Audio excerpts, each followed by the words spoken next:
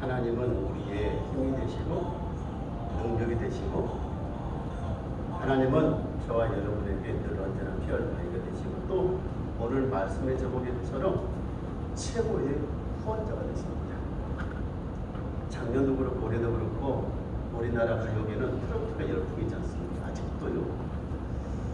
올해는 남자 트로트 가수들이 아주 많은 인기를 누리고 있어요. 그 중에 여러분 좋아하시는 김호중이라는 가수가 있을 거예요.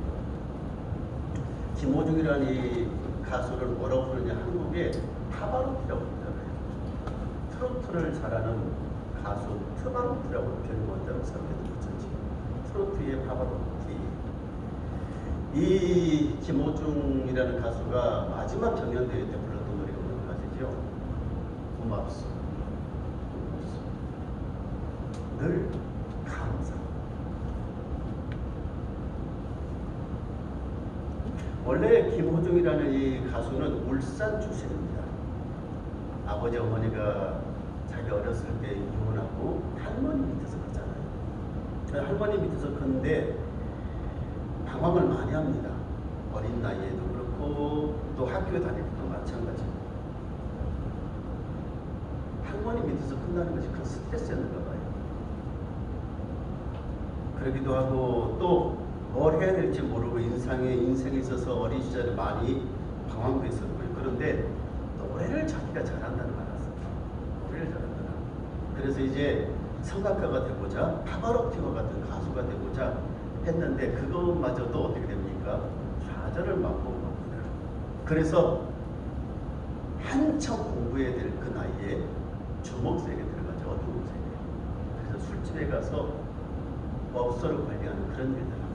학교도 그래서 어떻게 되겠습니까? 거의 퇴학 직전까지 갑니다. 그런데 서수용이라는 선생님을 극적으로 만나게 됩니다. 이 학생이 노래를 잘하고 정말 재질 있다는 걸 알고 이 선생님을 만나본 거예요. 그래서 이 김호중이라는 학생을 자기 집에 데려가서 거의 함께 숙식을 같이 하면서 학교를 자기가 근무한 학교로 데리고 가서 전학시켜서 그곳에서 열심히 이 학생을 지도를 하는 것입니다. 많은 도움을 주는 것입니다. 그의 후원자가 되는 것이죠. 자칫 잘못하면은 이 김호중이라는 이 학생은 어둠의 세계, 주먹의 세계, 저 밤의 세계에 가서 조폭으로 그렇게 인생을 허무하게, 모르겠습니다. 이름도 없이 사라질 수도 있었는데 서수영이라는 귀한 선생님을 만나게 됐고 그 선생님의 적극적인 후원으로 나중에는 독일에 가서 유학도 하게 되고, 그리고 우리나라에 요즘은 가장 사랑받는 가수로서 그렇게 이름을 떨치고 있습니다. 최고의 후원자, 최고의 그의 격려자, 힘이 되어주는 선생님, 서중이라는 선생님을 만났기 때문에 이 김호중이라는 가수는 오늘날의 최고의 가수의 자리에 오를 수가 있게 된 것입니다. 지금도 이 김호중이라는 이 가수는 교회에서 가끔 찬양을 합니다. 자기 인생 가운데 함께 하셨던 하나님을 찬양합니다. 그리고 자기에게 그렇게 큰 힘이 되어줬고 자기 용기를 거둬줬던 그 선생님 향해서 고마웠어, 감사, 그렇게 감사를 표현하고 보게 되는 것입니다. 여러분, 우리에게는 다 이런 좋은 후원자가 있어야 됩니다. 필요합니다. 우리에게 힘을 주고, 우리에게 용기를 북돋아주고, 격려를 해주고, 때로는 우리의 앞길을 열어주고, 우리가 지쳐있고 쓰러져 있을 때 우리의 손을 붙잡아줄 수 있는 그런 좋은 후원자가 필요합니다. 그리고 우리는 또 누군가에게 이런 후원자가 되어야 되는 것입니다. 오늘 우리가 읽고 있었던 이 본문의 말씀은 하나님은 우리의 힘이 되신다고 말씀하시죠. 능력이 되신다고 말씀하시죠. 환난 날에 피난처가 되신다고 말씀합니다. 무슨 얘기겠어요? 하나님은 우리의 최고의 후원자가 되신다는 그런 말씀입니다. 본문은 다윗이 지었던 시입니다. 아버지 이새의 양을 치던 목동이 어느 날 골리앗을 넘어뜨리고 이스라엘의 북국의 공신이 됐는데요. 그리고 왕의 사이가 됐는데요. 미움을 받기 시작을 합니다. 그래서 어느 곳 하나 머무를 곳이 없습니다. 늘 죽음의 위협이 도사립니다. 그런 세월이 10년이라는 세월이 흘렀습니다. 광야로, 산으로, 들로, 외국으로 피할 수 있는 곳이라고는 다 피해서 목숨을 겨우겨우 연명할 때도 많았습니다. 굶을 때도 많았죠. 그는 하나님의 은혜로, 하나님의 도우심으로 최고의 후원자가 되신 하나님이 그의 힘이 되어주셔서 나중에 그 모든 고난을 다 이겨내고 이스라엘의 왕이 됐습니다. 그리고 그 나라를 반석 위에 든든히 세웠습니다. 자신의 젊은 날의 인생을 되돌아보니 그 모든 것들이 다 하나님의 은혜였습니다. 하나님의 도우심이었고 하나님께서 자신을 도우셨다는 것, 후원해 주셨다는 걸 알았습니다. 그래서 오늘 그 은혜가 감사해서 그 하나님께서 베풀어 주셨던 그 은혜가 너무너무 감사해서 이 시편의 시를 노래하는 것이에요. 하나님은 나의 힘이셨습니다. 하나님은 나의 방패이셨습니다. 하나님은 나의 도움이셨습니다. 환난 날에 나를 건지셨습니다. 그 하나님 감사합니다. 오늘 그 하나님 앞에 찬양을 표현해보고 있습니다. 오늘 이 본문의 말씀 속에 우리가 받게 되는 은혜가 있어요.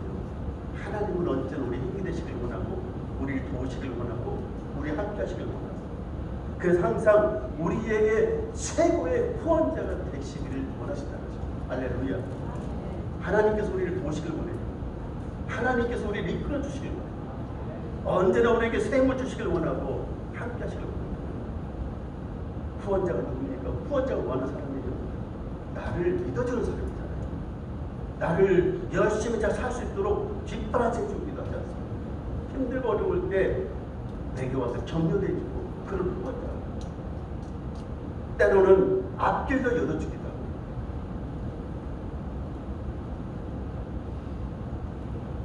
하나님이 그런 우리 후원자가 되신다고 말씀하고 있는 것입니다. 그러면은 우리가 하나님이 우리의 인생의 최고 후원자라고 이렇게 고백하는 다윗의 고백을 함께 드리면서 우리가 어떻게 살 때 하나님이 우리의 후원자가 되시겠습니까?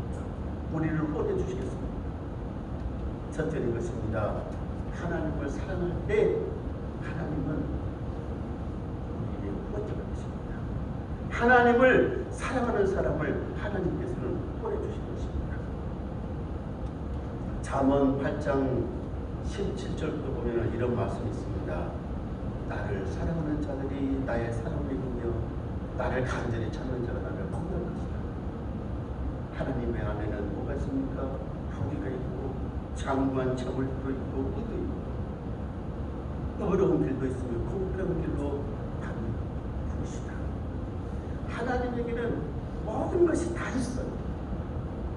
얼마든지 우리를 도우실 수 있는, 얼마든지 우리에게 힘을 줄 수 있는 그 모든 것이 다 있어요. 그런데 그 모든 것을 누구에게 주시느냐? 하나님을 사랑하는 사람, 하나님을 간절히 찾는 사람, 그렇게 후원자가 되어주셔서 다 주신다라고 말씀합니다. 곳간에 저물까지도 채워주시겠다라고 그렇게 말씀합니다. 오늘 본문의 다윗이 바로 그렇게 하나님을 사랑했던 사람입니다. 힘들고 어려운 과정 속에서도 늘 하나님을 사랑한다고, 늘 하나님을 의지한다고 고백했던 그런 믿음의 사람입니다. 본문에 나오는 사랑이라는 이 단어, 이 사랑에 해당하는 히브리어가 라임이라는 그런 말입니다. 이것은 하나님께서 사람들에게 긍휼과 자비를 베푸시는 그런 사랑을 표시할 때 쓰는 단어입니다. 그런데 오늘 다윗이 하나님을 향해서 내가 하나님을 사랑합니다라는 말을 쓴단 말이에요. 무슨 뜻입니까? 무슨 의도로 이 단어를 썼겠습니까? 내가 앞으로도 계속해서 하나님을 사랑할 것입니다. 나는 영원히 하나님을 사랑할 것입니다. 나는 영원히 그 하나님의 은혜를 잊지 않겠습니다. 그 마음의 표현을 담아서 쓴 것입니다. 그 표현을 쓴 것입니다. 오늘 이 말씀 보면서 여러분, 우리도 다윗처럼, 아니요, 다윗보다 더 하나님을 사랑할 수 있게 되기를 주님으로 축원합니다. 나는 세상 누구보다도 하나님을 더 사랑합니다. 내가 세상에서 제일 하나님을 사랑합니다. 그렇게 고백할 수 있게 되기를 주님으로 축원합니다. 그럴 때 하나님께서 우리의 후원자가 되세요. 우리 힘이 되시고 방패가 되시고 능력이 되시고 우리를 도우신다고. 이런 재미있는 얘기가 있어요. 은혜로운 얘기가 있어요. 미국의 오페라계에 펄 버튼이라는 가수가 있습니다. 어느 날 2층에서 창밖을 내다보는데 자기 아이들과 이웃집 아이들이 서로 이런저런 얘기를 하면서 재밌게 노는 거예요. 이웃집 아이가 큰 소리로 이렇게 얘기를 하더랍니다. 야, 우리 아빠는 사장님 같이 네. 사장님 같이 해서 지금 사장님하고 골프 치러 가셔서 아주 사장과 친하다고 자기 아빠가 친하다고 이렇게 의시되면서 자랑하는 것입니다. 그런데 이 펄버트의 아이가 이렇게 얘기를 하는 것입니다. 우리 아빠는 하나님을 잘 알고 계셔. 우리 아빠는 하나님을 사랑하고 있어. 우리 아빠는 하나님과 친해. 그래서 우리 아빠는 교회가. 우리 아빠는 하나님과 친해서 하나님과 갖고 와서 하나님 앞에 예배하러 간다고 그렇게 얘기를 하는 것입니다. 그 얘기를 듣고 너무너무 감동을 받는 거예요. 그래, 내 아이가 내가 하나님을 사랑하는 것을, 내가 하나님과 가까운 것을 자랑스럽게 얘기하는구나. 저기 함께 예배드리는 사랑하는 성도 여러분이요. 여러분 누가 가깝습니까? 여러분 누가 친합니까? 우리 자녀들이 우리 아빠는 우리 엄마는 하나님과 가깝고 하나님과 친해, 하나님을 사랑해, 이렇게 얘기할 수 있게 되기를 주님으로 축원합니다. 이런 믿음의 모습을 보여주셔야 됩니다. 아니야, 우리 아빠는 우리 여기 군산에 있는 시장님하고 친해, 시장님하고 가까워. 아니야, 우리 아빠는 대통령하고 친해, 대통령하고 가까워. 그 얘기를 더 듣고 싶습니까? 아니면 우리 아빠 엄마는 하나님과 가까워서 하나님과 친해서 하나님을 사랑해서 하나님 앞에 예배드려서 그 얘기를 더 듣고 싶습니다. 미국에 이민 간 어느 젊은이가 고생해서 공부를 하고 그리고 졸업을 했습니다. 그래서 회계사가 됐습니다. 모든 젊은 회계사들의 꿈이 뭐겠습니까? 미국의 메이저 회계 그룹 한 손가락 안에 5손가락 안에 든 회사 가운데 집사를 하겠어요. 그런데 이 젊은이도 꿈이 있어서 열심히 공부해서 이제는 좋은 회사에서 스카우트 제안이 들어오는 것입니다. 미국에서 일본 제일 잘 나가는 제일 1등인 회계법인에서도 연락이 옵니다. 그리고 2등, 3등, 4등, 5등 되는 회계법인에서 다 연락이 오는 거예요. 네, 우리가 당신을 스카우트 하겠다. 우리 회사로 와서 좀 일 좀 해라. 연봉도 많이 주고 조건도 좋다. 다 주는 것입니다. 그런데 이 젊은이가 곰곰이 생각합니다. 자기 열심히 공부하느라고, 열심히 회계사가 되고 성공하려고 열심히 공부하느라고 뭘 못했느냐? 그동안에 하나님 앞에 예배하는 것을, 하나님 섬기는 것을 등한시했다고 하네요. 한다고 했는데 재수한 거예요. 그래서 1등 회계사 법인에서 연락 오고 2등 회계법인에서 연락 오는데 다 거절하고 5등 회계법인에 취직을 했습니다. 다들 얘기하는 거예요. 왜 그렇게 했냐고. 1등 세계 미국에서 제일 잘 나간 회계법인에 가서 취직해서 얼마 줬냐고. 연봉도 많고 조건도 좋은데 그렇게 좋은 곳에 와서 이 젊은이가 얘기하는 게 그것은 아니다. 내가 5등 되는 그 5번째 되는 회사에 들어간 이유는 하나님을 잘 섬기기 위해서입니다. 예배를 잘 드리고 하나님을 잘 섬기는. 그런데 여러분 어떻게 된 줄 아십니까? 얼마 있다가 1등 회계법인 그 회사가 문제가 터졌습니다. 회계 부정을 저질러서 1등이 그냥 이런저런 사건에 휘말려서 아예 소리도 없이 사라져버립니다. 미국이는 그런 나라, 우리나라도 마찬가지 아니겠어요? 나중에 2등, 3등도 그렇게 되는 것입니다. 이런저런 사건에 휘말리더니 회사들이 다 문 닫고 다 쫓기치고 1등, 2등, 3등, 4등이 다 순위가 내려가고 5번째 했던 이 젊은 총각이, 이 젊은이가 선택했던 그 회계법이 1등이 된 것입니다.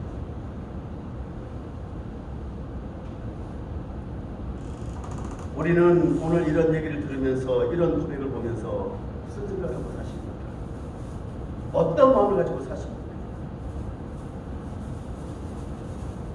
꼴찌를 선택했는데 결국 하나님께서 1등을 만들어주십니다. 우리가 세상의 명예를, 세상의 부를 사랑하지 않고 그것을 쫓지 않고 하나님을 사랑하고 하나님을 선택했더니 하나님께서 나를 높여주셨다. 하나님께서 나를 세워주셨다. 1등 내려주셨다. 할렐루야. 이 고백이 저와 여러분의 고백이 되길 바랍니다. 이런 다윗처럼 이렇게 고백할 수 있기를 바라는 것이죠. 나의 힘이 되신 여호와여, 내가 주님을 사랑합니다. 내가 주님을 사랑합니다. 주님만이 나의 전부입니다. 하나님만이 나의 모든 것입니다. 한 가지만 더 얘기는 하지요. 두 번째, 하나님을 찬송하는 사람을 하나님께서는 사랑하시고 은혜를 주시고 최고의 평안자가 되어주시는 것입니다. 이사야 43장 7절 21절에 이렇게 말씀합니다. 하나님께서 우리를 주신 목적이 무엇인가? 하나님의 영광을 위해서, 하나님을 찬양하기 위해서 우리를 주셨다라고 이렇게 말씀합니다. 예수 그리스도를 이 땅에 보내주셔서 십자가에 죽게 하시고 그 피로 우리를 구속하여 주셔서 새롭게 만드신 목적이 무엇입니까? 우리로 하여금 하나님께 영광을 돌리게 하기 위해서입니다. 그래서 먹든지 마시든지 무엇을 하든지 우리는 하나님께 영광을 돌리는 삶을 살아요. 하나님을 위해 영광을 돌린다는 건 무엇인데요? 하나님의 긍휼을 찬양하는 것이잖아요. 하나님 앞에 찬양을 또 영광을 돌려야 되는 것 아니겠습니까? 하나님을 칭송하는 것 아니겠습니까? 그래서 시편 150편에는 그렇게 얘기를 하죠. 어느 때든지 호흡 있는 사람들은 늘 하나님 뭐하라고요? 찬양하라고. 하나님을 찬양하라고 이렇게 얘기하고 있는 것입니다. 오늘 3절 말씀에도 내가 찬송받으신 주 여호와께 아뢰니 내 원수들에게서 털을 얻으리라. 내가 찬송받으실 여호와, 찬송받으실 여호와. 하나님 우리의 찬송을 받으셔야 돼요. 우리의 찬송만 받으셔서는 안 되고 또요, 우리라는 모든 사람들이 하나님을 찬송해야 돼요. 우리를 통해서 하나님 앞에 합당한 영광을 돌려야 된단 말이에요. 어떤 고난이 있어도 어떤 시련이 있어도 늘 하나님 앞에 찬송하고, 좋은 일이 있을 때도 또 하나님 앞에 찬송하고, 하나님 앞에 그렇게 찬송을 돌리는 사람들 하나님께서 좋아하십니까? 하나님께서 사랑하십니까? 하나님 앞에 찬송 드리는 사람들을 하나님께서 후원자가 되어주실 수 있는 것입니다. 함께 예배드리는 우리 사랑하는 성도들의 성도 여러분이여, 다윗이 늘 하나님을 찬양했던 것처럼, 그래서 하나님께서 그 찬양을 받으시고 기뻐하셨던 것처럼, 그래서 다윗의 도움이 되셨고 힘이 되어주셨고 최고의 후원자가 되어주셨던 것처럼, 늘 우리 입술을 통해서 그 하나님의 영광을, 하나님을 영화롭게 찬송하는 저와 여러분 다 되실 주님을 축원합니다. 하늘에는 천사들이 있습니다. 천사들이 뭐 하는데요? 하나님을 찬양하는 것입니다. 여러분, 우리가 다 죽어서 하늘나라에 갈 것 아니겠습니까? 하늘나라에 올라가서 우리가 할 일이 뭐겠습니까? 하나님을 찬송하는 거잖아요. 하나님 앞에 영광 돌려 찬양을 돌렸어요. 그런데 그 찬양을 지금 이 땅에 살아있는 동안에, 이 땅에서 살아가는 동안에 하나님을 그렇게 찬송하고 하나님 앞에 찬송하고 영광을 돌리면은 하나님께서 그 찬송을 받으시고 우리를 도우신다니까요. 우리 힘이 되신다니까요. 최고의 후원자가 되셔서 우리에게 힘을 주십니다. 아무리 우울증이 심해도 찬송을 하면 우울증이 나서요. 하나님께서 고쳐주십니다. 아무리 인생이 절망 가운데서도 하나님을 찬송하면 그것에서 하나님께서 건져주십니다. 하나님께서 우리에게 힘이 되어주시고 후원자가 되어주시고 우리를 거기서 건져주시는 거예요. 성경에 나온 얘기는 그만하고요, 이 간증 얘기를 한번 할게요. 돈 보셋이라는 목사님이 계십니다. 이분이 원래 찬양 사역자입니다. 이분이 찬양 사역에 헌신하게 된 계기가 있어요. 원래 자기 부인도 함께 찬양 사역을 하는 그런 분입니다. 조이라는 부인인데, 이분이 원래 교회에서 뭘 하셨던 분이냐? 성가대 교회 찬양 반주라는 거예요. 우리 반주자처럼 교회 와서 이 피아노 치면서 반주라는 그런 아가씨였단 말이에요. 어려서부터 모태신앙으로 태어나서 음악을 전공을 했고 그리고 늘 좋아서 반주를 했는데 교회 와서 예배 드릴 때 반주를 하는 거 그것이 좋아서 하긴 했는데 뭐가 문제느냐, 그런 아가씨 마귀가 역사하는 것입니다. 마귀. 처음에는 몰랐는데 나중에 자꾸 마귀가 속삭이고 마귀 음성이 들리고 그래서 나중에는 반주를 하긴 했지만은 마귀 사로잡혀서 기쁨도 사라지고 여러 가지 우울한 감정도 생기고 그렇게 시달리게 됩니다. 마귀가 그게 얘기를 합니다. 그리고 너는 21살까지 못 살 거야. 너는 죽을 거야. 너는 21살이 되면 죽을 거야. 그래서 너무너무 극심한 우울증에 시달리게 됐습니다. 눈물을 흘리며 하나님 앞에 기도합니다. 신경 안정제를 먹고 치료해달라고 아무리 때렸어도 낫지 않습니다. 어느 날 이 저희가 하나님 앞에 기도하는데요, 성령님께서 그 마음 가운데 이런 말씀을 하십니다. 마음을 다하고 정성을 다하여 하나님을 찾습니다. 마음을 다하여 정성을 다하여 하나님을 찾아. 형식적으로 찾아가지 말고 형식적으로 예배드리지 말고 형식적으로 하지 말고.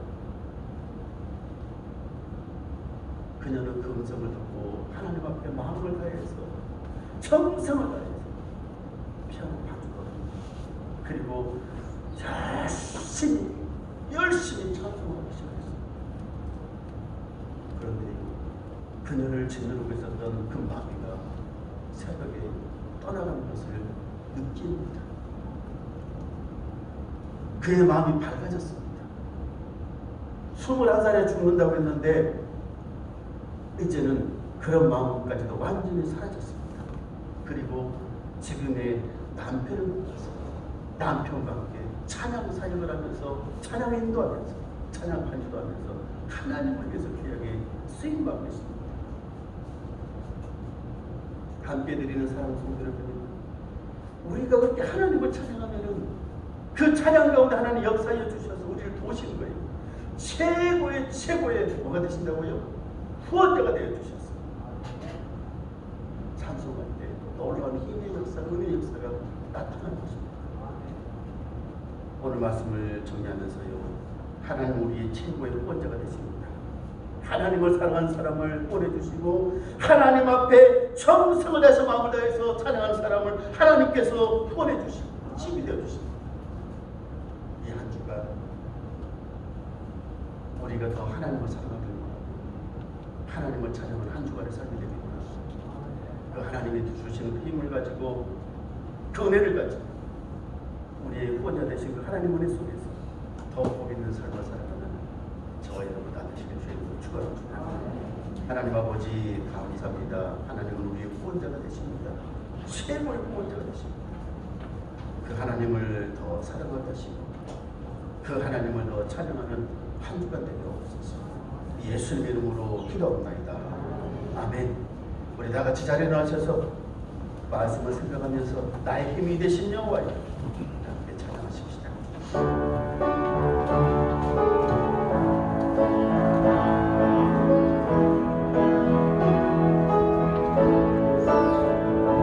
나의 힘이 되신 여호와여, 내가 주님을 사랑합니다. 주는 나의 반석이시며 나의 요새시라. 주는 나를 건지시는 나의 주, 나의 하나님, 나의 귀한 하나님,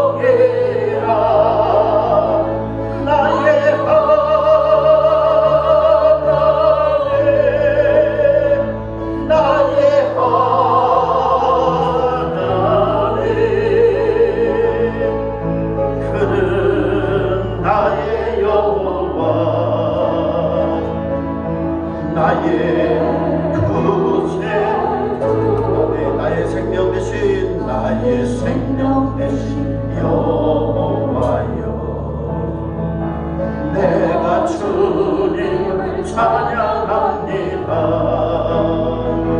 주는 나의 사랑이시며 나의 의지이시라.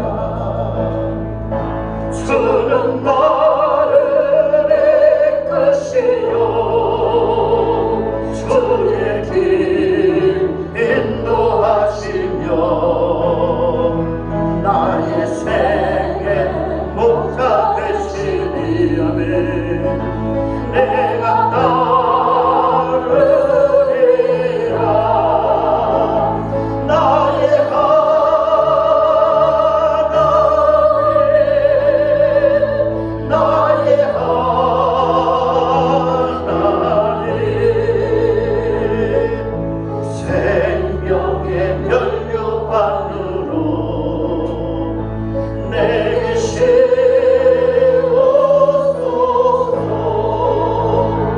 나의 하나님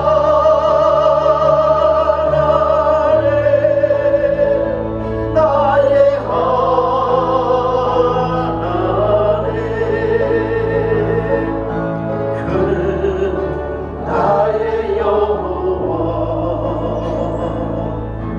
나의 구세주.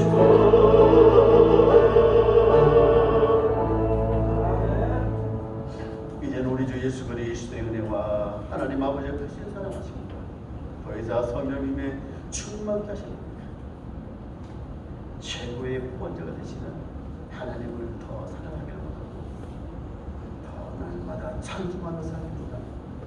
주의 사랑하는 자녀들 머리머리 가정과 직장과 또 우리 세무는 제단에 이제와 영원토록 함께해 주셨기를 간절히 축원하옵나이다. 아멘.